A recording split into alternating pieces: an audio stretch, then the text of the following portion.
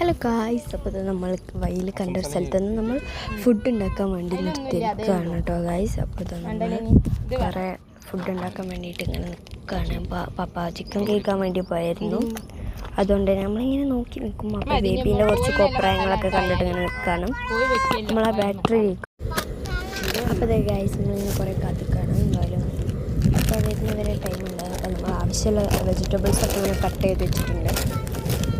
തക്കാളി കട്ട് ചെയ്തിട്ടുണ്ട് കേട്ടോ. നമ്മൾ എന്താ ഉണ്ടാക്കണ പറഞ്ഞില്ലല്ലോ ഗൈസ്, നമ്മൾ ഉണ്ടാക്കുന്നത് കപ്സയാണ്.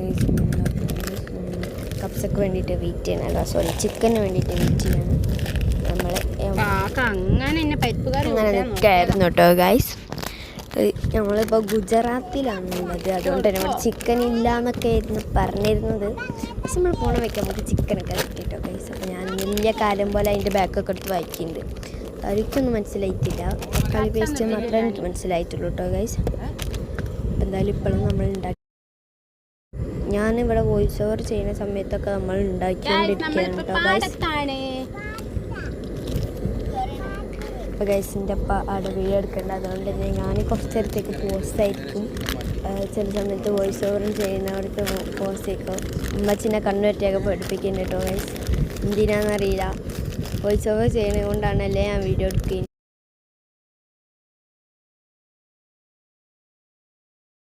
ഗൈസ് നമ്മളിങ്ങനെ നിൽക്കുന്ന സമയത്തായിരുന്നു ഒരു കൂട്ടം ആടുകൾ വരുന്നുണ്ട് എന്ന് വെച്ച് പറഞ്ഞു കേട്ടോ ഗൈസ്. നോക്കിയപ്പോൾ ഗൈസ് ഒരു കിലോ കണക്കിന് ആടുകൾ ഇങ്ങനെ വരുന്നുണ്ടായിരുന്നു. അതിന് മുമ്പ് ഗൈസ് മാസൻ്റെ ഞാൻ പപ്പയെ ആദ്യം ചിക്കൻ കൈ ഇങ്ങനെ വരുന്നുണ്ട്. ഒരു വെള്ളമൊക്കെ നിറച്ചിട്ട് ഇങ്ങനെ വരികയാണ് കേട്ടോ ഗൈസ്.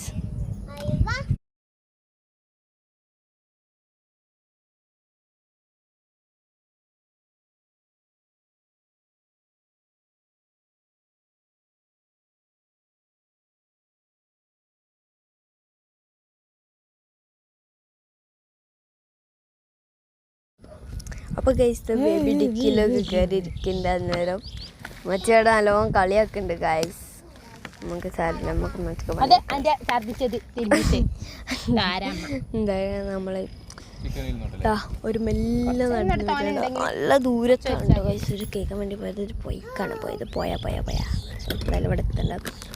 ആ നേരം കൊണ്ട് നമ്മളിവിടെ ഓരോന്ന് ഉണ്ടാക്കാനുള്ള സംഭവങ്ങളൊക്കെ കുറച്ച് വെക്കാണ്. എന്തായാലും ഉമ്മച്ചി നല്ല നോക്കി വിടുന്നുണ്ട് ഗൈസ്.